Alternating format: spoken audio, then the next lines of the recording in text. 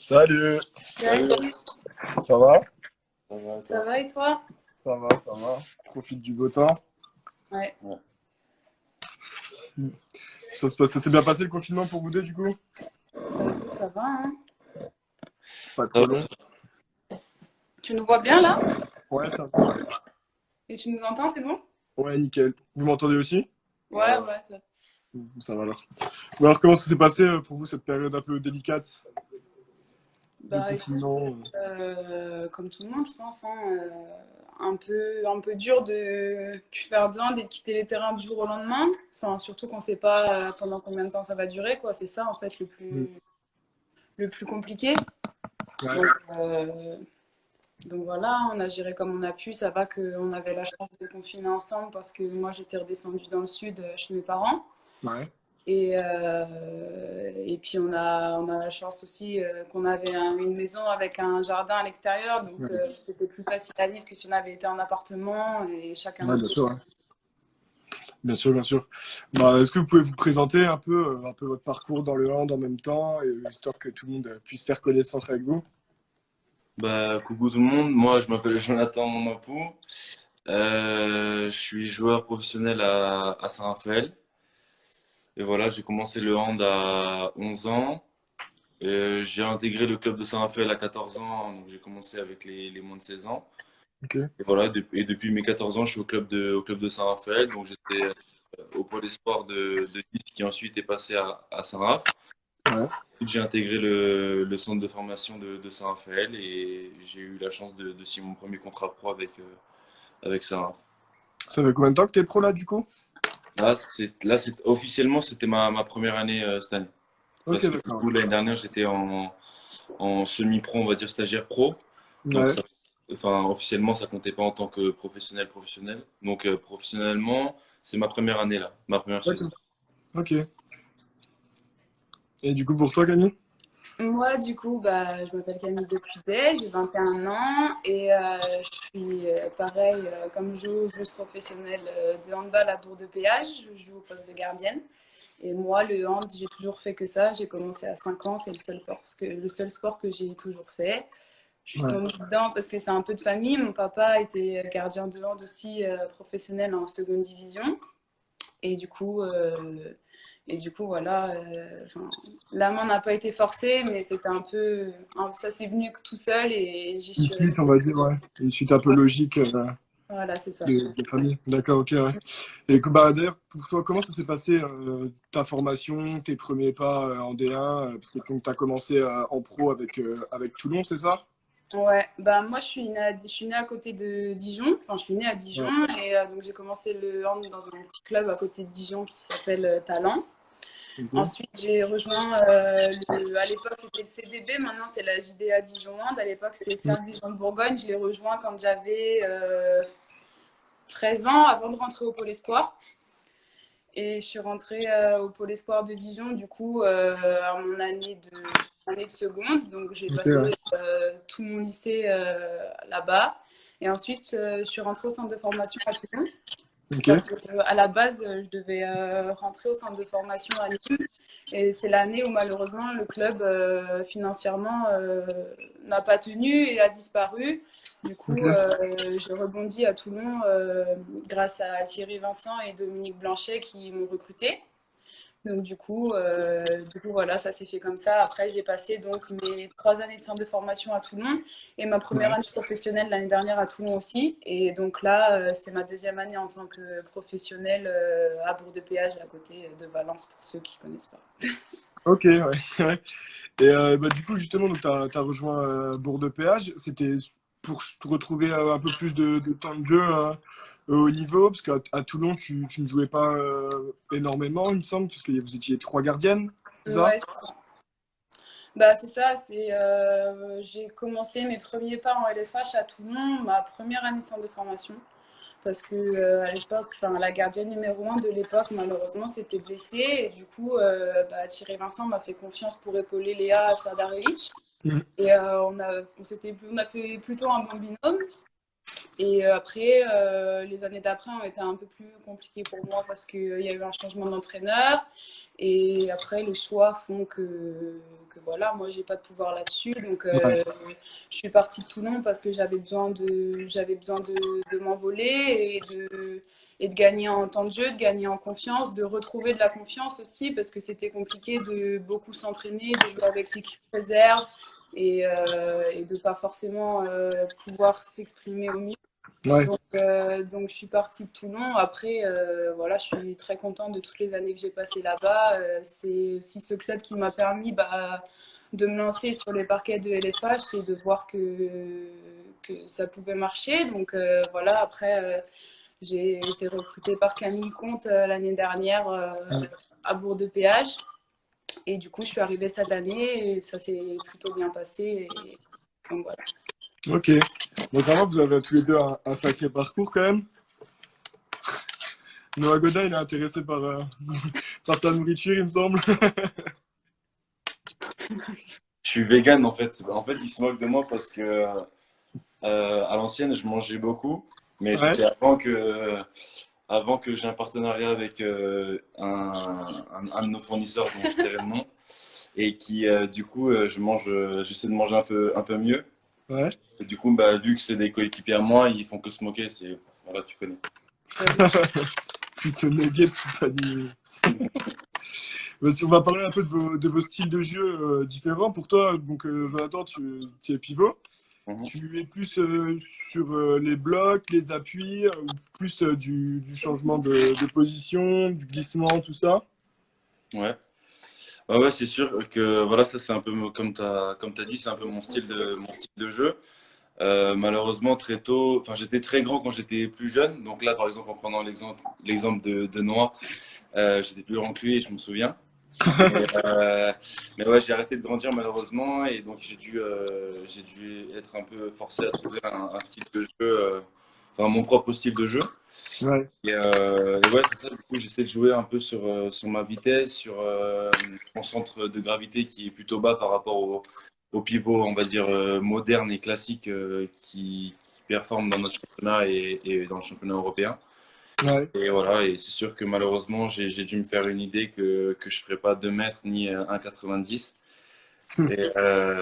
Et donc voilà, j'ai trouvé mon propre style et je ne le changerai pas. Et pour toi, Camille, c'est quoi, on va dire, un peu plus ton style de jeu dans ton poste qui est bah, à part des autres joueurs, parce qu'au final, tu te retrouves seul dans tes buts. Donc, tu es un peu livré à toi-même. C'est quoi, toi, plus ton style de jeu? C'est plus dans l'attente, un peu explosif? Je trouve ça plus difficile de définir un style de jeu au niveau des gardiens de but, à part dire classique et atypique. Mm. C'est vrai que je suis plutôt dans les bons placements, les bonnes parades. Voilà, je sais que j'ai une bonne lecture plutôt sur les tirs de loin aussi. Et je suis pas mal, enfin ça va, j'arrive à être pas mal en souplesse pour pouvoir être assez explosive et rapide sur les parades, notamment basses. Ouais. Après, c'est difficile, je trouve, à ce poste-là, de se définir un style de jeu, entre guillemets, à part, comme je te disais, des gardiennes atypiques qui ont vraiment leur parade à elles, qui parfois sortent de nulle part et ça perturbe tellement que c'est super efficace. Ouais. Donc, moi, je suis plutôt non, dans le style, j'apprends bien mes leçons et je me mets bras comme il faut. On colle bien le premier poteau. Juste. Moi, je viens de Metz et c'est vrai que je connais pas énormément vos deux clubs. J'ai jamais eu l'occasion d'y aller. Qu'est-ce que vous pouvez nous dire un peu sur la ville dans l'ensemble par rapport au hand, si c'est un sport qui est assez populaire dans votre ville respective ou si c'est pas trop connu, parce que bon, bah, nous à Metz, on a un peu de chance quand même, mais c'est vrai que c'est pas le sport non plus qui prime le plus dans la ville, quoi. Donc je sais pas, chez vous, c'est comment par rapport à ça? Bah, nous, enfin, pour ma part, du coup, à Saint-Raphaël, c'est sûr que Saint-Raphaël est une ville très petite et Mhm. il y a quand même pas mal de clubs sportifs. Donc, il y a le foot, il y a le rugby, mais le volley aussi, le volley féminin qui ont une très bonne équipe dans notre ville. Et c'est sûr qu'on a la chance d'avoir un complexe sportif enfin, un complexe qui est mis à notre disposition, qui est très bien, et au Palais des Sports Jean-François Krakowski. Et du coup, nous, on s'entraîne tout le temps là-bas sûr que ça ramène du monde. C'est qui me baisse. Je veux dire que c'est pas non plus, contrairement, on va dire, à des grandes villes Mm. qui ont la chance d'avoir du coup plus de personnes à leur match. Mais nous, voilà, on sait que quand les supporters viennent nous voir au match, on les entend et donc on est assez content. Et en tout cas, le club de Saint-Raphaël et la ville de Saint-Raphaël mettent tout à disposition pour nous pour qu'on soit au mieux possible, quoi. D'accord, ouais. Et du côté de Bourg-de-Péage, il me semble qu'il y a il y a un COP qui parcourt un peu toute la France Ouais. pour vous suivre, Bah, non? le public et l'environnement, c'est aussi une des raisons pour lesquelles j'ai choisi ce club. Parce que malgré que ça soit une petite ville, il y en a qui disent que c'est un village et qui n'ont jamais entendu parler de ce nom. Et même parfois, certaines joueuses du championnat, des étrangères par exemple, ne connaissent pas du tout. Ouais. C'est en fait, c'est vraiment le cœur de la ville, quoi. C'est une toute petite ville. Et tout le monde connaît le hand, tout le monde supporte le hand. Donc c'est vraiment plaisant de se sentir soutenu, que ce soit par les élus, par le préfet, par le département, par la région. Pour le coup, on a vraiment la chance d'avoir des gens derrière qui nous soutiennent et qui vraiment poussent derrière nous. Donc malgré Ouais. qu'on soit une petite équipe encore, on a justement essayé cette année d'avoir des objectifs un peu plus élevés et de changer les mentalités. Et je pense qu'on a réussi à prouver que voilà, c'est pas parce que Bourg-de-Péage c'est une petite ville que le club qu'il y a, il vaut rien. Au contraire. Bien sûr, Et bien sûr. vraiment, vous pourrez demander à toutes les joueuses qui sont jouées à Bourg-de-Péage. Kim Burley, j'ai vu, elle a dit le Vercors c'est connu. Oui, le Vercors c'est connu parce que il y a carrément, la salle est trop petite pour accueillir tout le monde qui veut venir. Ils sont tout Ok. le temps en place réduite. Les gens sont debout derrière les gradins, c'est tout le temps plein. Et souvent on parle de chaudron dans des petites salles comme ça, et ça c'est vraiment le cas. Mm. C'est vraiment le chaudron, le Vercors, c'est le chaudron et c'est la maison des abeilles, quoi. On nous appelle la ruche, là, souvent, un petit péage. Et c'est vraiment, c'est incroyable, quoi. C'est pour ça, cette année, je suis contente de cette année jouer à domicile parce que quand l'année dernière, j'allais à Bourg-de-Péage et que c'était pas mon club, bah, je peux te dire que quand tu es une équipe adverse et que tu y vas, tu sais que l'ambiance, ça va être dur d'aller là-bas, rien Mm. qu'avec les personnes qui sont derrière l'équipe, qui les soutiennent et qui les Ouais. encouragent. Et comme tu l'as dit, on a notre COP Vertaco qui est juste incroyable. Ils n'ont pas loupé un match de la saison, que ce soit à domicile ou à l'extérieur. Ils sont venus à Brest, ils sont venus à Nantes, ils sont venus à Metz. Ouais. Donc ça fait une trotte quand même et ils sont toujours là. Ils mettent tout en place pendant 60 minutes avant, pendant et après le match. On les entend et vraiment on n'arrive jamais à assez les remercier et ils sont vraiment incroyables. Il y a toujours des tifos faits dans la salle qui prennent toute une tribune. Ils sont toujours tous en jaune et c'est vraiment un beau club de supporters et je pense que c'est le plus beau club de supporters du championnat avec sûrement les supporters du Bourg de Brest qui aussi voyagent pas mal et Ouais. les supporters de Metz. Donc, À Metz, ça bouge pas beaucoup, hein. ah ouais, pourtant, à chaque fois Bah, quand on va, il y a du bruit.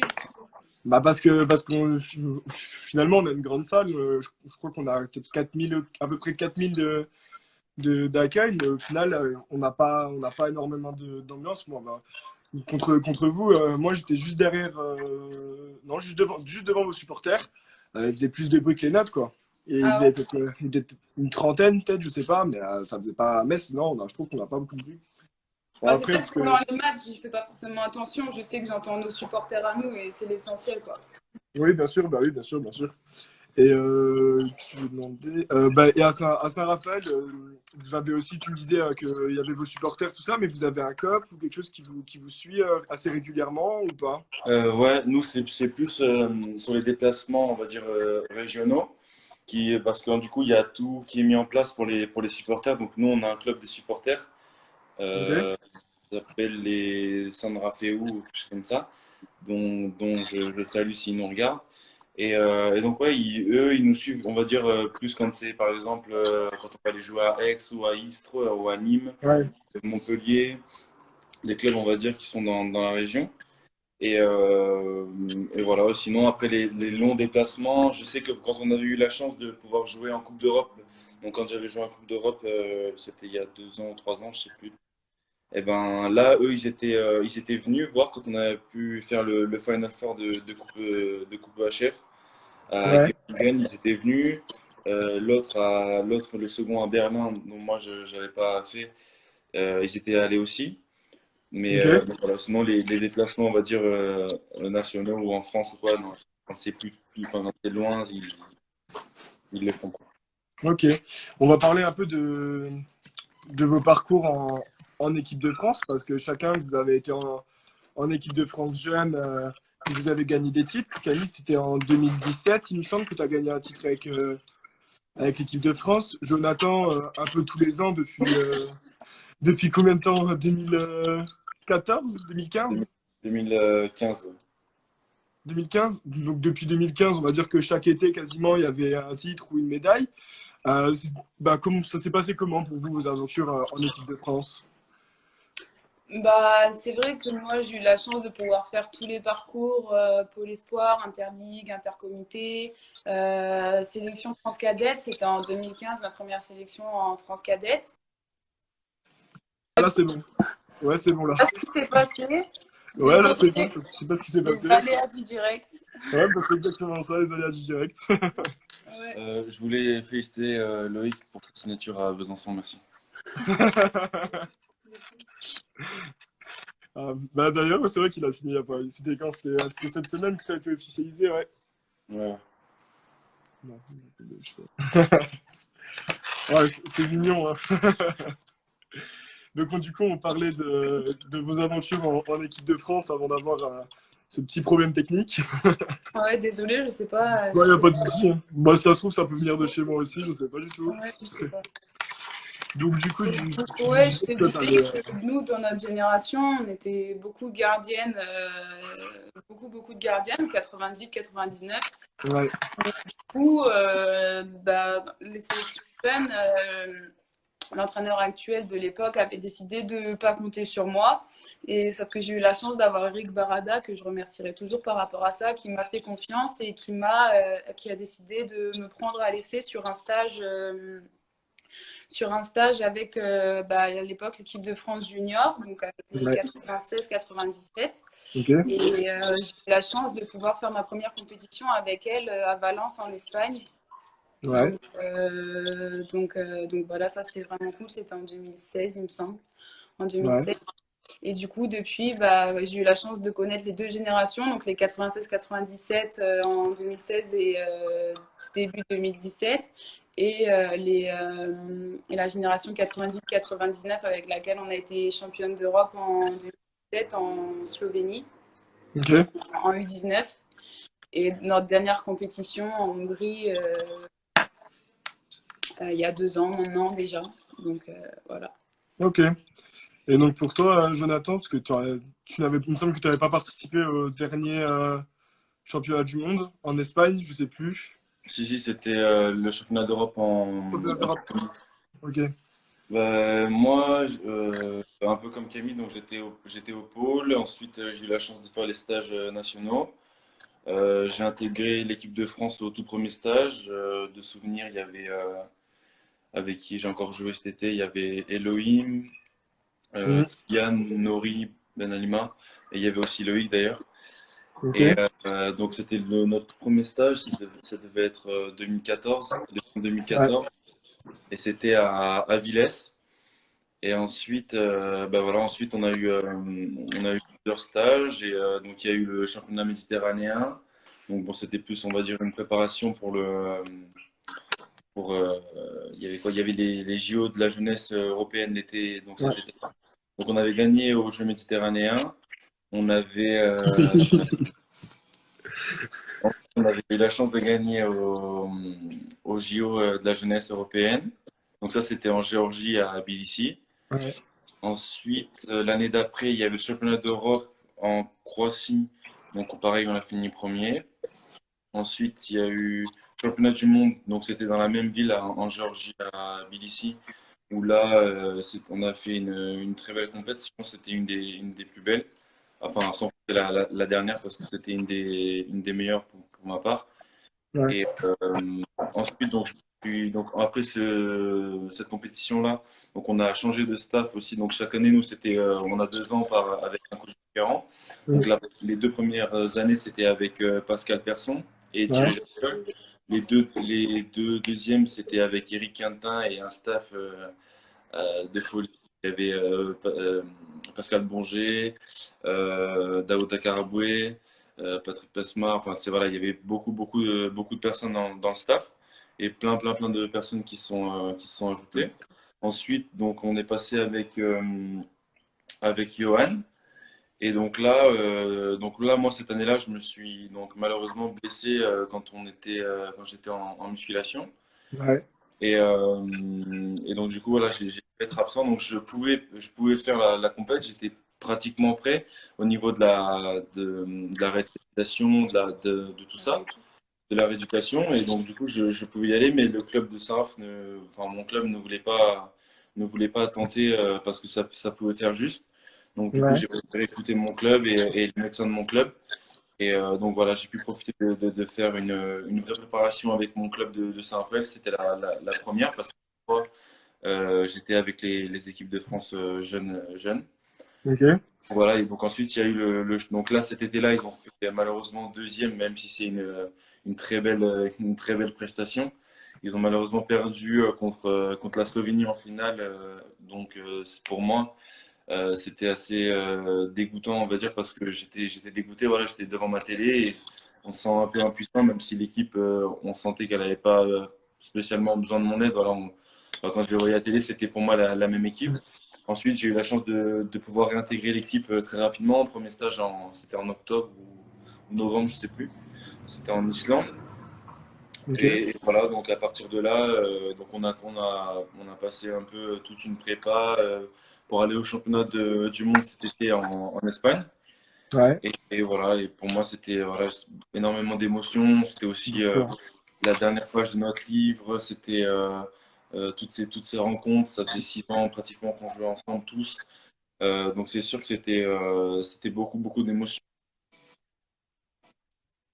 J'ai eu la chance d'être capitaine cet été avec, euh, avec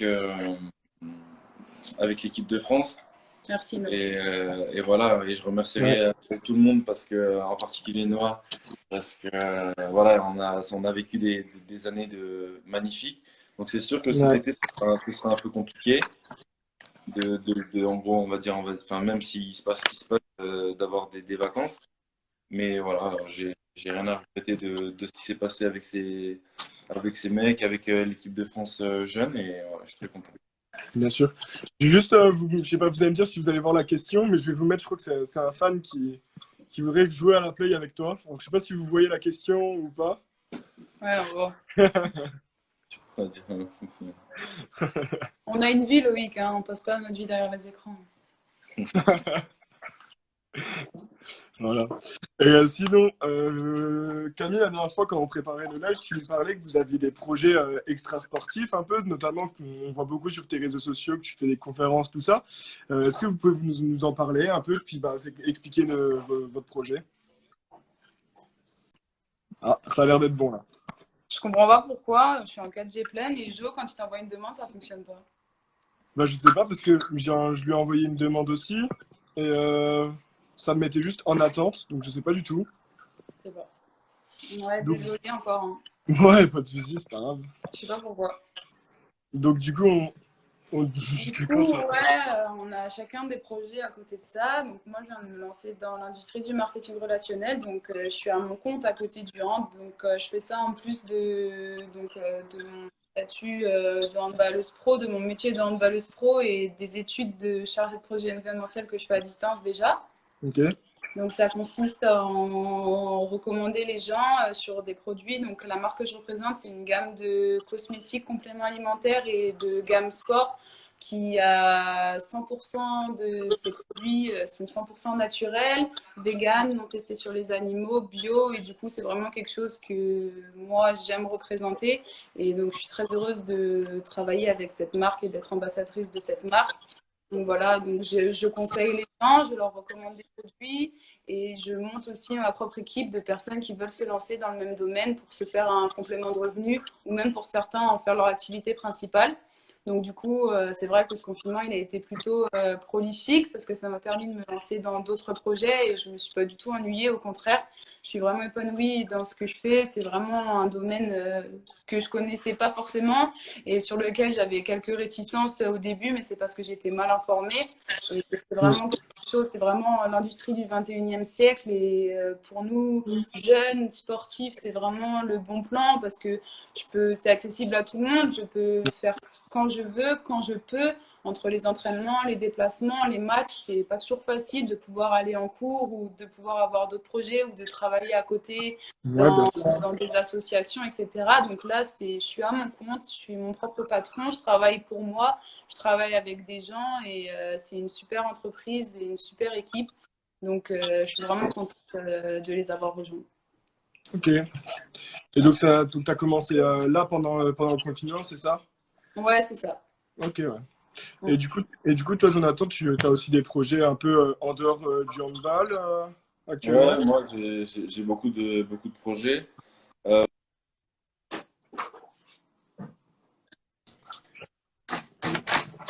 Insupportable. Ouais. Bon, en vrai, on a une bonne connexion à ça, hein. Je comprends pas parce Mm. que c'est. C'est le réseau. C'est mieux à bord de péage, même si c'est plus petit. Ça doit être ça, ouais. Bon, après, c'est pas très grave, mais c'est embêtant, quoi. Donc, du Mm. coup, bah, il faudrait que tu me redises ce que tu fais, Jonathan, parce que bah, Ouais. du coup, j'ai rien entendu. Ouais, ouais, du coup, en fait, non, moi, ce que je disais, c'était voilà, mon projet. J'ai un projet qui est plus tourné vers l'immobilier. Ok. Donc voilà, je sais que c'est quelque chose qui m'intéresse vachement et que on apprend beaucoup de choses. Donc j'ai eu la chance de pouvoir acheter déjà un premier appartement. Et donc voilà, je sais que après ma carrière, on va dire, c'est ce que je veux faire. Ok. J'aimerais bien, si c'est possible, être promoteur immobilier. Et donc voilà, je travaille pour, on va dire, à côté. Ça ne m'empêche pas du tout de faire mon monde. Au contraire, on a la chance d'avoir beaucoup de temps libre. Et dans ce temps libre, enfin, j'apprends donc tout ce qui est immobilier. Donc je lis des livres par rapport à ça. En ce moment, je suis une formation là avec Alexandre Demaille. On Ok. suit une formation pour être conseiller immobilier. Bon. Avec la JPH. Avec, donc, ouais, donc c'est la JPH qui nous a mis en Ok, contact ouais. cette entreprise-là qui est Continental Finance. Donc voilà, on apprend beaucoup de choses, donc que ce soit sur les placements immobiliers, sur les placements financiers. Donc c'est vachement intéressant et voilà.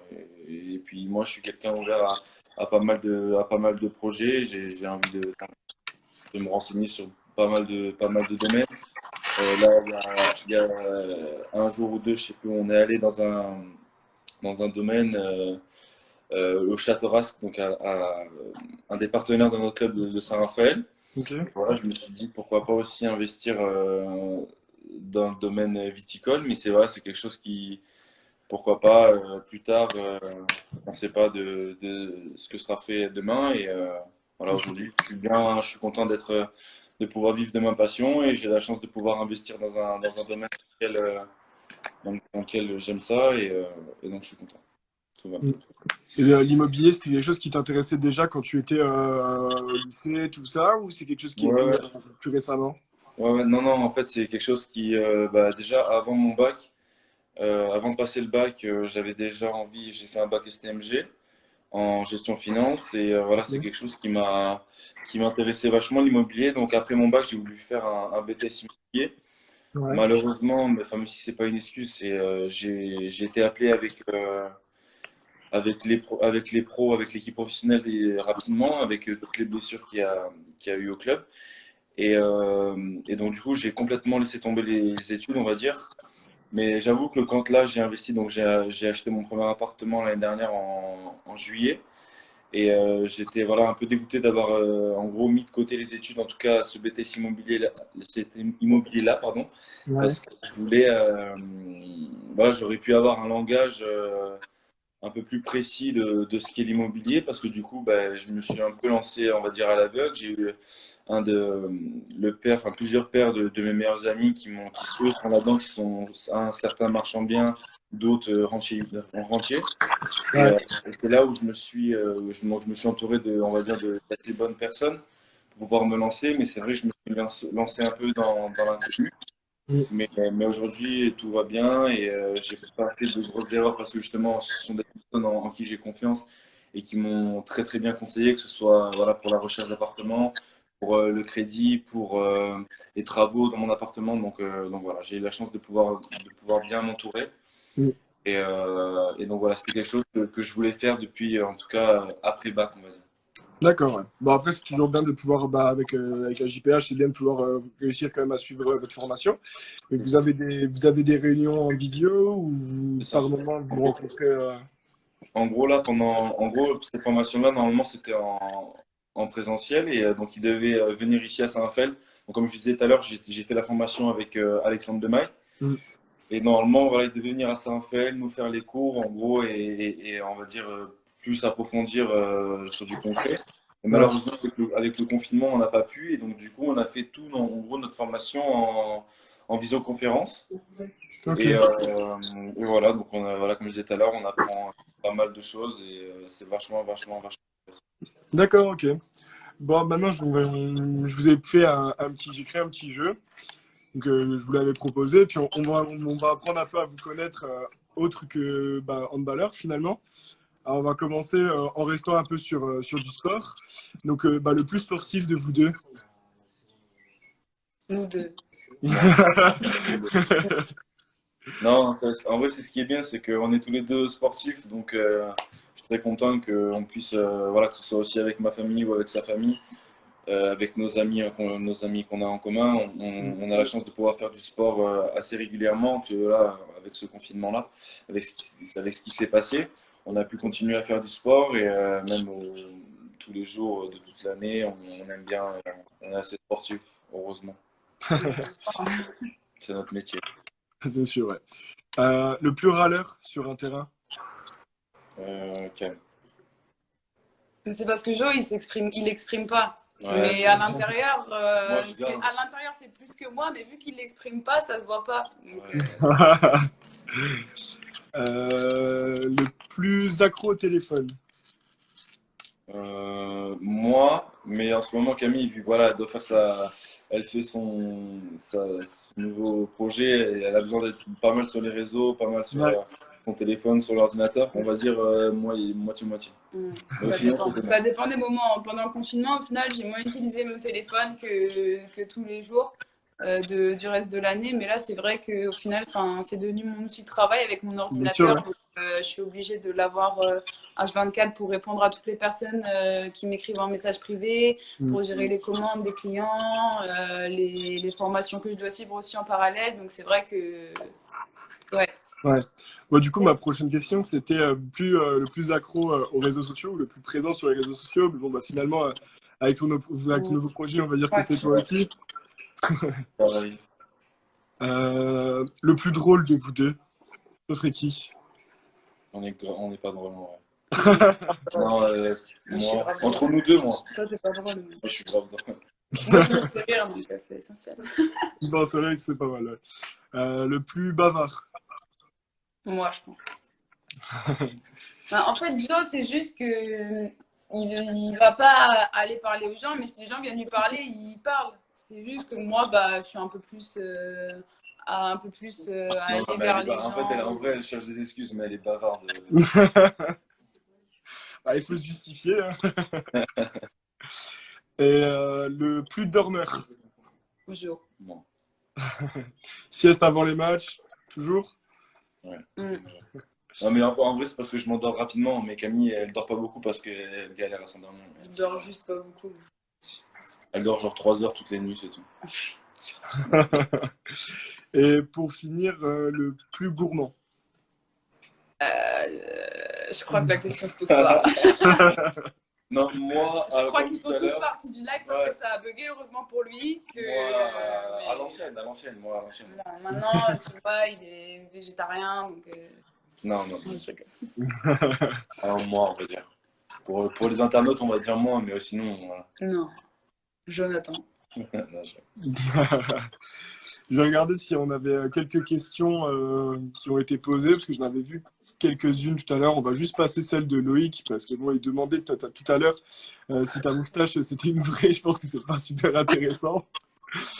Euh, Ah, j'en avais vu une. Il me semble que c'était contre qui vous avez joué, qui vous a un peu le plus impressionné, tout ça. Ah oui, je crois que j'avais vu qu'il nous a posé le plus de problèmes, je crois. Ouais, c'est quelque chose comme ça, ouais.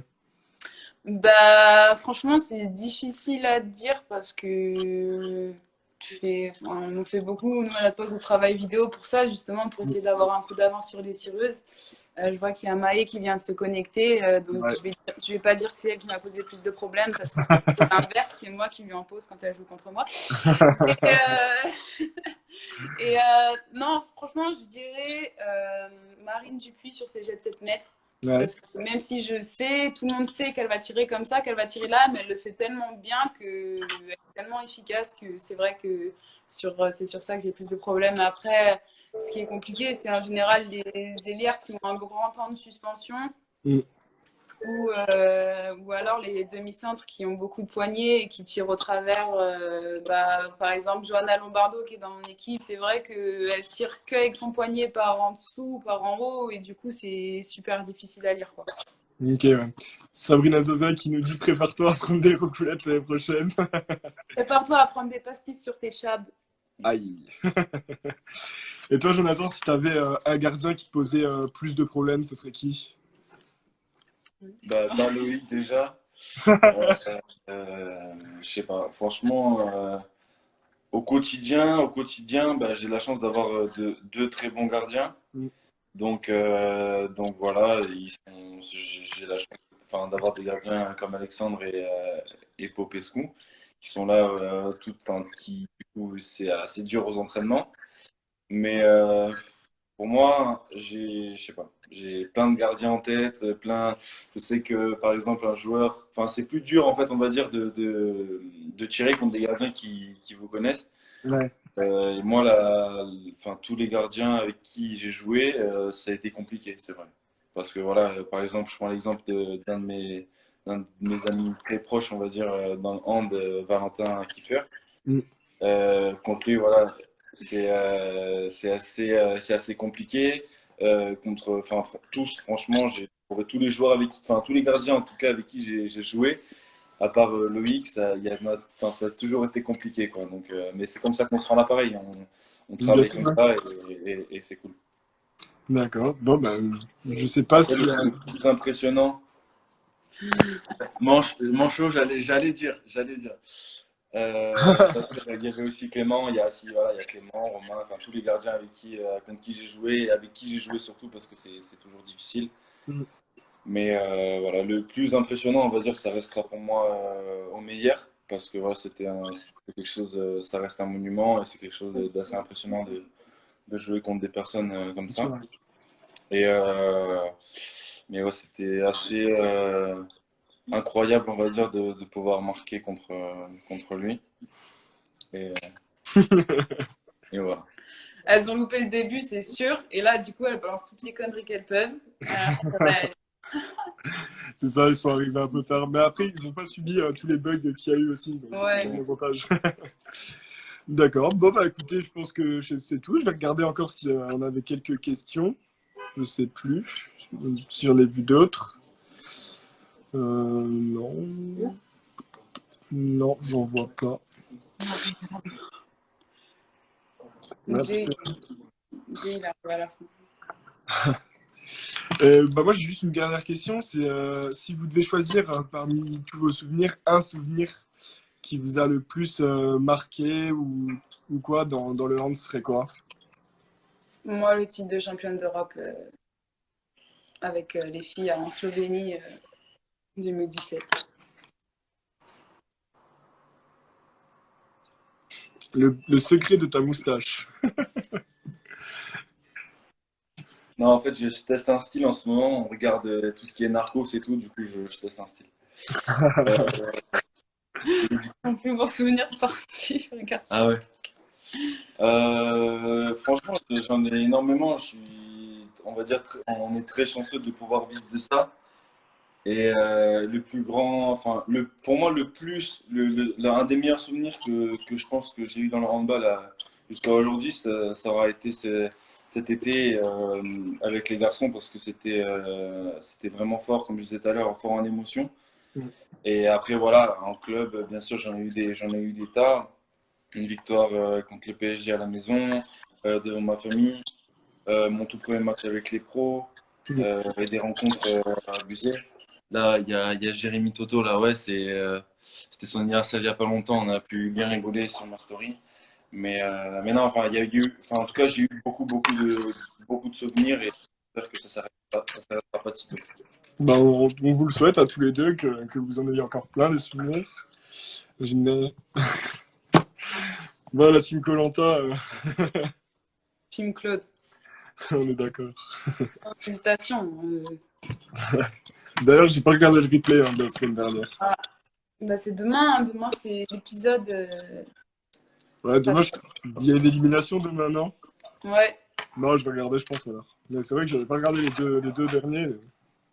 Et voilà. Bon, bah, en tout cas, moi, je vais vous remercier d'avoir pris du temps à nous accorder.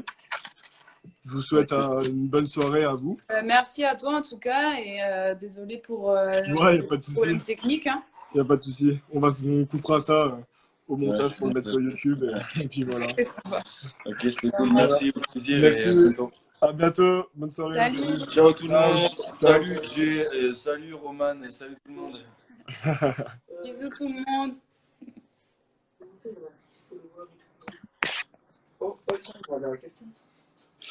Bon, voilà, j'espère que ça vous a plu et on se retrouve demain pour un live avec Ludovic Fabregas à partir de 18h30, je pense. Allez, à bientôt. Au revoir. Et versé.